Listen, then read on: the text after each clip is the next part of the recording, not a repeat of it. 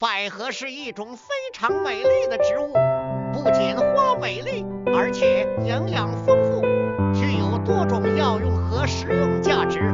百合的根、茎、叶、花和种子都可以食用，被誉为人间美味。百合的食用方法有很多种，今天我们来聊聊百合的炒菜做法和种植经验。首先，让我们来了解一下百合的炒菜做法。百合炒肉是一道非常美味的家常菜，将百合、猪肉和青椒切成丝，用盐、生抽、料酒和淀粉腌制10分钟，然后将油烧热，下入肉丝煸炒至变色，加入葱姜蒜末和青椒丝翻炒，最后加入百合丝翻炒均匀，加入盐、生抽、糖和鸡精调味即可。接下来让我们来谈谈百合的种植经验。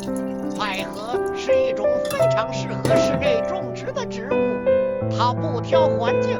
喜欢温暖湿润的气候和阳光充足的环境。百合的种植比较简单，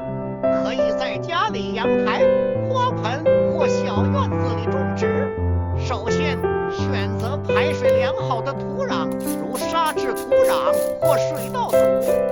然后将百合种子撒在土壤表面，轻轻覆盖一层土壤，保持土壤湿润。百合生长需要一定的时间，从种植到开花需要几个月的时间，但是一旦开花，效果非常美丽，可以供家人观赏数周。总之，百合不仅美丽，而且美味可口，是一种非常适合家庭种植的植物。